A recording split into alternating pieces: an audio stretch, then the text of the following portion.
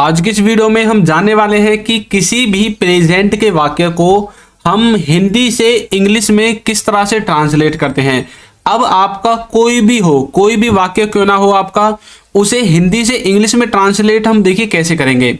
इससे पहले हमने वीडियो में देखा था कि हम भूतकाल के यानी कि पास्ट के सभी वाक्यों को हिंदी से इंग्लिश में किस तरह से ट्रांसलेट करते हैं। तो वहां पर हमने भूतकाल के बारे में अच्छे से सीखा था, यानी कि पास्ट के बारे में अच्छे से सीखा था। तो चलिए आज हम प्रेजेंट के बारे में देखेंगे। तो मैं आपके सामने पहले सेंटेंस के प्रकारों को रखता हूं कि किस तरह के सेंटेंसेस होते हैं प्रेजेंट में। तो देखिए पहला है वह जाता है, वह जाता है। उसके बाद है वह पढ़ाई करता है, ये दोनों एक ही कैटेगरी के सेंटेंस हैं। उसके बाद है वह जा चुका है, वह जा चुका है, ये अलग कैटेगरी का है। उसके बाद है वो किया जा रहा है, वो किया जा रहा है, ये आपका अलग कैटेगरी का है। वो किया जा चुका है। उसके बाद है वो नहीं जाता है, और 7वें नंबर पर है वो नहीं जा रहा है, और 8 नंबर पर है वो नहीं किया गया है। ये जितने भी सेंटेंसेस हैं ये सब अलग अलग कैटेगरी के हैं। जैसे कि पहला वाला है प्रेजेंट के इंडेफिनिट का, उसके बाद जो वह सेकंड वाला है वह पढ़ाई करता है, ये भी प्रेजेंट के इंडेफिनिट का है। वह जा चुका है, यह है प्रेजेंट के परफेक्ट का सेंटेंस। वो किया जा रहा है, यह है प्रेजेंट का पैसिव, और वो किया जा चुका है, ये भी प्रेजेंट का पैसिव है। और जैसे प्रेजेंट में इंडेफिनिट आता है, कंटिन्यूअस आता है, परफेक्ट आता है, इस तरह से इन दोनों में थोड़ा डिफरेंस है। वो नहीं जाता है, ये नेगेटिव है, इसके बाद भी नेगेटिव है, और लास्ट वाला भी नेगेटिव है। तो इनको किस तरह से पहचानेंगे कि भाई प्रेजेंट की कौन सी कैटेगरी का सेंटेंस है, इंडेफिनिट का है, कंटिन्यूअस का है, परफेक्ट का है, या परफेक्ट कंटिन्यूअस का है। तो चलिए आगे देखते हैं। तो देखिए सबसे पहले मैं आपको थोड़ा सा इनके बारे में बता देता हूं। तो जो प्रेजेंट का नेगेटिव है, यानी कि प्रेजेंट में जो भी नेगेटिव सेंटेंसेस बनेंगे वो सिर्फ दो ही तरह से बनेंगे। कैसे? या तो उनमें डू डज और उसके बाद नॉट आएगा, या फिर उनमें हेल्पिंग वर्ब के बाद नॉट आएगा। बस ये दो ही प्रकार से आप जो है नेगेटिव सेंटेंसेस को बनाओगे प्रेजेंट में। या तो उनमें डू डज के बाद नॉट लगेगा या हेल्पिंग वर्ब के बाद नॉट लगेगा। अब डू डज कहां पर आता है? आप जानते हैं डू डज आता है प्रेजेंट के इंडेफिनिट टेंस में। तो प्रेजेंट के इंडेफिनिट का टेंस है, सेंटेंस है, तो आपको यहां पर डू डज के बाद नॉट लगाना है, और उसके अलावा सब में हेल्पिंग वर्ब के बाद। इसी तरह से यदि प्रेजेंट का इंटरोगेटिव है, वहां पर आपको उसको बनाने के लिए डू डज का इस्तेमाल करना पड़ेगा प्रेजेंट इंडेफिनिट में। और यदि प्रेजेंट इंडेफिनिट नहीं है तब आपको हेल्पिंग वर्ब को सबसे आगे लिखना पड़ेगा, यानी कि सब्जेक्ट से आगे हेल्पिंग वर्ब आपको लिखनी पड़ेगी। इनको हमने अदर्स वाली कैटेगरी में रखा है। तो इनका जो मास्टर फॉर्मूला है वो नीचे आपको लिख रहा है। सबसे पहले subject, helping verb, verb, object, इसी क्रम में आपको इनको यूज करना है, और इसी से आपके नेगेटिव, इंटरोगेटिव और तरह के जो सेंटेंसेस होते हैं वो बनेंगे। जैसे यदि हम जैसे यहाँ पर नेगेटिव की बात कर रहे हैं तो हमने क्या बोला है, हेल्पिंग वर्ब के बाद नॉट लगेगा। तो यहाँ पर जो हेल्पिंग वर्ब है ना, इसके बाद आपको नॉट लगाना है। इंटरोगेटिव में देखिए हमने क्या लिखा है, या तो डू डज आएगा या फिर सब्जेक्ट से पहले हेल्पिंग वर्ब। तो यहां पर जो हेल्पिंग वर्ब है अभी फिलहाल सब्जेक्ट के बाद है, इसको सब्जेक्ट से पहले लिख देना है, तो ये इंटरोगेटिव में ट्रांसलेट हो जाएगा। इस तरह से आपको इसके स्ट्रक्चर को फ्रेम करना है। तो चलिए मैं आपको कुछ प्रेजेंट की हेल्पिंग वर्ब के बारे में बताता हूं कि कहां पर कौन सी यूज होती है और किस सेंस में हमें यूज करना है। क्योंकि हेल्पिंग वर्ब ही एकमात्र ऐसा जो वर्ड है हमारे सेंटेंस का जिसके द्वारा हम ये पता लगा सकते हैं कि ये जो सेंटेंस है ये प्रेजेंट का है, पास्ट का है, फ्यूचर का है। और यदि ये प्रेजेंट का है तो प्रेजेंट में इंडेफिनिट का है, कंटिन्यूअस का है, परफेक्ट का है, या परफेक्ट कंटिन्यूअस का है। ये सब कुछ हम हेल्पिंग वर्ब के द्वारा ही पता लगाते हैं। और यहां तक कि सब्जेक्ट के बारे में भी कि सिंगुलर है, प्लूरल है, ये भी हमें हेल्पिंग वर्ब बता देती हैं। तो देखिए हेल्पिंग वर्ब आपका बहुत सारा काम करती है। तो अब यदि आपको हेल्पिंग वर्ब में देखिए यहां पर ये है हेल्पिंग वर्ब, यहां पर आपको इज़-एम-आर में से कोई भी दिखे आपके इंग्लिश के सेंटेंस में, तो आपको उसका अर्थ हिंदी में निकालना है। कोई काम लगातार चल रहा है, यानी कि कोई काम लगातार चल रहा है, कंटिन्यूटी में है। और यदि कोई काम हिंदी में कंटिन्यूटी में है और आपको इंग्लिश में ट्रांसलेट करना है तो आपको हेल्पिंग वर्ब के रूप में इज़-एम-आर का यूज करना पड़ेगा इस तरह से। अब जैसे हैज, हैव है, यदि हिंदी में हमें हैज हैव दिखे, सॉरी इंग्लिश में हैज हैव दिखे, तो तब हमें क्या पता चलता है इससे कि कोई काम या तो खत्म हो गया है या शुरू हो गया है।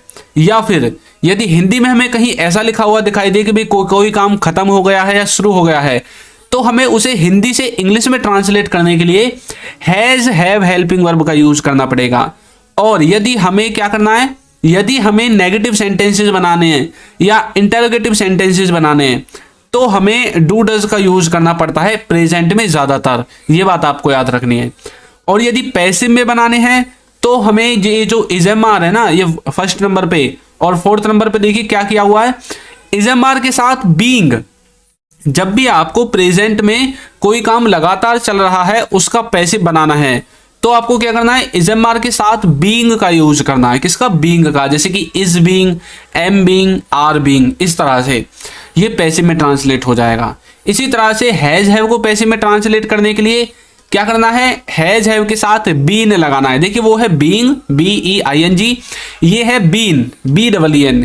इस तरह से आपको इन्हें पैसिव में ट्रांसलेट करना है। अब कुछ बच्चे सोच रहे होंगे सर डू डज का भी कोई पैसिव है, तो देखिए डू डज का इनकी तरह से तो कोई पैसिव नहीं है, जैसे इनमें बीइंग आगे लग गया, हैज हैव में बीन लग गया। इसको पैसिव में ट्रांसलेट करने के लिए हमें इजएमआर का ही यूज करना पड़ता है। डू डज को इजएमआर में ट्रांसलेट कर देते हैं और पैसिव की तरह काम करने लग जाता है जब हम इसके साथ वर्ब की थर्ड फॉर्म का यूज करते हैं। तो इन सब को आप हमारी पैसिव वाली वीडियो में देख सकते हैं। आपको कुछ नहीं करना, सिर्फ यूट्यूब पर जाकर सर्च करना है पैसिव बाय चिंटू सर, या फिर पैसिव बाय हमारे चैनल का नाम लिख देना है इंग्लिश विद चिंटू, तो आपको वीडियो मिल जाएगी। तो subject, helping verb, verb, object, ये है सेंटेंस का स्ट्रक्चर। तो चलिए एक एक करके सभी सेंटेंस के स्ट्रक्चर्स को देखते हैं। अब जैसे प्रेजेंट का सिंपल है, तो प्रेजेंट का सिंपल में जो भी वाक्य आते हैं उन सबको मैं आपको कवर करके दिखाऊंगा। तो देखिए यहाँ पर जैसे सबसे पहले आपको सब्जेक्ट लिखना है, फिर आपको लिखना है जो आपका इजएमआर है, हैज हैव है, इस तरह के जो आपके हेल्पिंग वर्ब है उनको लिखना है। वर्ब की फर्स्ट फॉर्म आएगी और फिर आपको ऑब्जेक्ट लिखना है।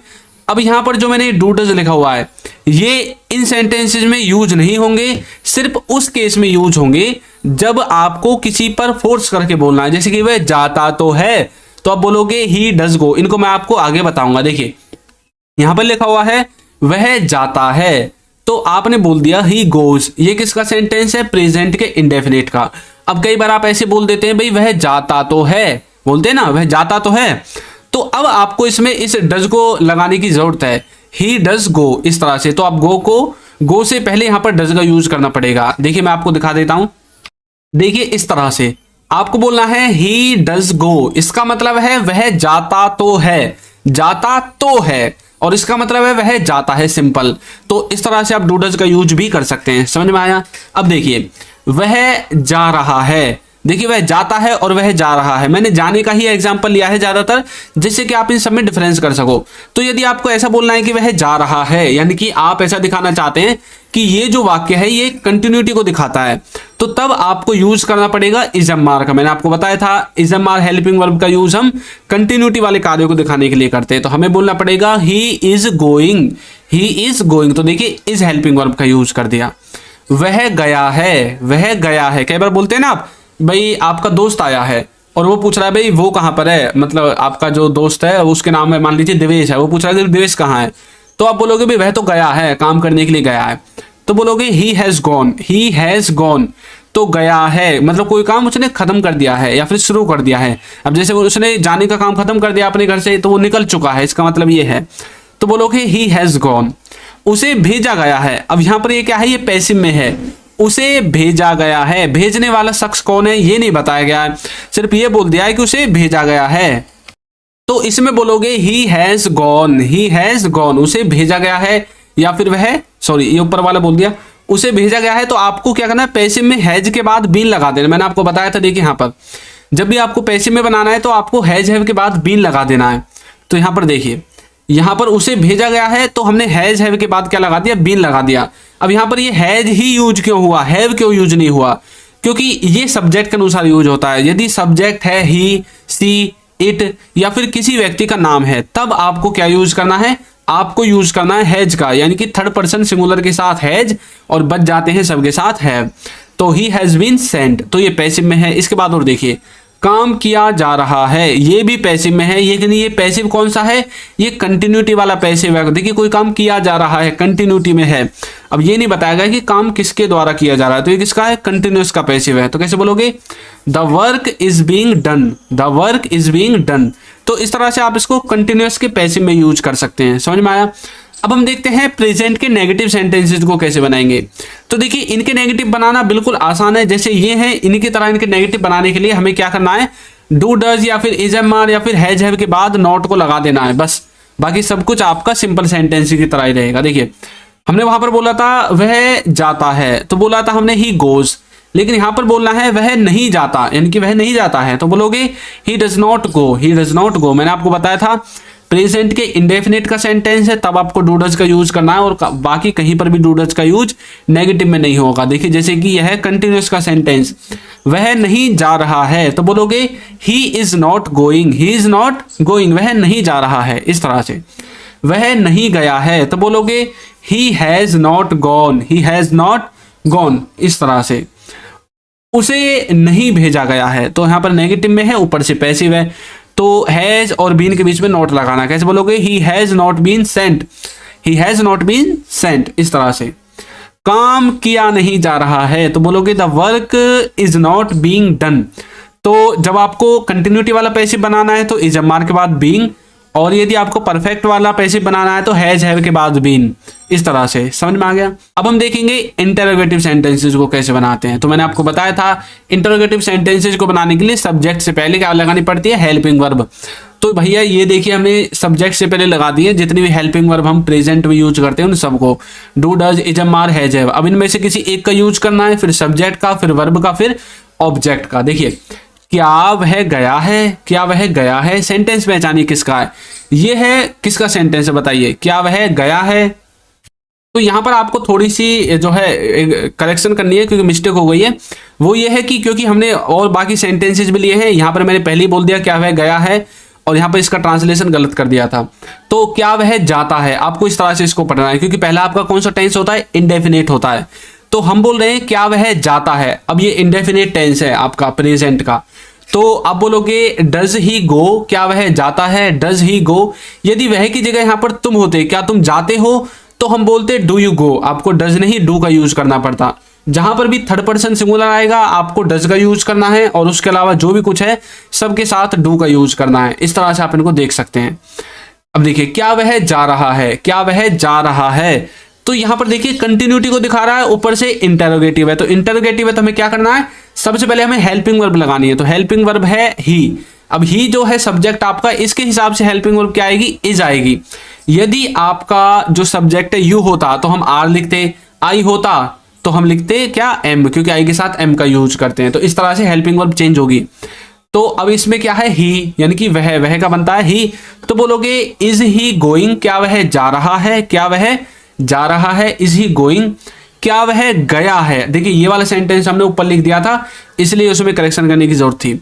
तो क्या वह गया है, तो बोलोगे has he gone, has he gone. ये सेंटेंस किसका है, ये है परफेक्ट का सेंटेंस, सबसे ऊपर का इंडेफिनिट, फिर कंटिन्यूअस का है, अब ये है परफेक्ट का, हैज ही गॉन।